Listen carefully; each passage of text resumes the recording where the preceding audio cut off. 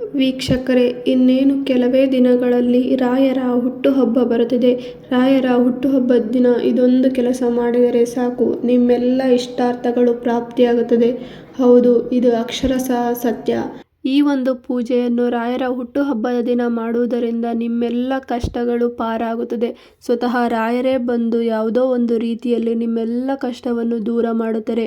ಉದ್ಯೋಗವಿಲ್ಲದವರಿಗೆ ಉದ್ಯೋಗ ಸಿಗುತ್ತದೆ, ಕಲ್ಯಾಣ ಆಗದಿದ್ದವರಿಗೆ ಕಲ್ಯಾಣ ಪ್ರಾಪ್ತಿಯಾಗುತ್ತದೆ, ಹಾಗೂ ನಿಮ್ಮೆಲ್ಲ ಚಿಂತೆ, ಕಷ್ಟ, ನೋವುಗಳು ಮರೆಯಾಗುತ್ತದೆ. ಇದೇ ಫೆಬ್ರವರಿ 24ರಂದು ರಾಯರ 431ನೇ ಜನ್ಮದಿನವಾಗಿದ್ದು, ಈ ದಿನ ರಾಯರಿಗೆ ವಿಶೇಷ ಪೂಜೆ ಸಲ್ಲಿಸತಕ್ಕದ್ದು. ಈ ವಿಶೇಷ ಪೂಜೆ ಮಾಡುವುದರಿಂದ ರಾಯರು ನಮಗೆ ಒಲಿಯುತ್ತಾರೆ, ನಮ್ಮೆಲ್ಲ ಕಷ್ಟವನ್ನು ಪಾರಾಗಿಸುತ್ತಾರೆ. ರಾಯರ ಹುಟ್ಟುಹಬ್ಬದ ದಿನದಂದು ಬೆಳಗ್ಗೆ ಬ್ರಾಹ್ಮಿ ಮುಹೂರ್ತದಲ್ಲಿ ಎದ್ದು ಸ್ನಾನ ಮಾಡಿ ಬೆಳಗ್ಗೆ 4ರಿಂದ 6 ಗಂಟೆಯ ಒಳಗೆ ಈ ಸಮಯದಲ್ಲಿ ದೇವಾನುದೇವತೆಗಳು ಸಂಚರಿಸುತ್ತಾರೆ ಎಂದು ನಂಬಲಾಗುತ್ತದೆ. ಆ ದಿನ ರಾಯರಿಗೆ ಗಂಧ ಹಚ್ಚಿ ತುಳಸಿ ಮಾಲೆ ಹಾಕಿ ವಿಶೇಷ ನೈವೇದ್ಯ ಮಾಡಿ ಮನೆಯಲ್ಲಿ ವಿಶೇಷ ಪೂಜೆ ಮಾಡತಕ್ಕದ್ದು. ಆ ದಿನ ಮಂತ್ರಾಲಯ ಶ್ರೀ ರಾಘವೇಂದ್ರ ಸ್ವಾಮಿಗಳ ಸನ್ನಿಧಾನಕ್ಕೆ ಹೋಗುವವರು ಹಳದಿ ಬಣ್ಣದ ರೇಷ್ಮೆ ಬಟ್ಟೆಯನ್ನು ರಾಯರಿಗೆ ಸಮರ್ಪಿಸಿ ಬನ್ನಿ.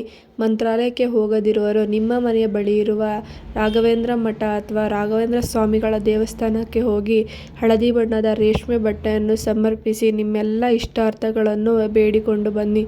ನಿಮ್ಮೆಲ್ಲ ಇಷ್ಟಾರ್ಥಗಳು ಪ್ರಾಪ್ತಿಯಾಗುತ್ತದೆ. ಇದೊಂದು ಕೆಲಸ ಮಾಡಿ ನೋಡಿ, ನಿಮ್ಮ ಬಾಳೆ ಬಂಗಾರವಾಗುತ್ತದೆ. ಇದು ಅಕ್ಷರಶಃ ಸತ್ಯ. ಇನ್ನು ಹೆಚ್ಚಿನ ಮಾಹಿತಿಗಾಗಿ ನನ್ನ ಒಂದು ಚಾನಲನ್ನು ಸಬ್ಸ್ಕ್ರೈಬ್ ಮಾಡಿಕೊಳ್ಳಿ ಹಾಗೂ ಪಕ್ಕದಲ್ಲಿರುವ ಬೆಲ್ ಐಕಾನ್ ಅನ್ನು ಕ್ಲಿಕ್ ಮಾಡಿ.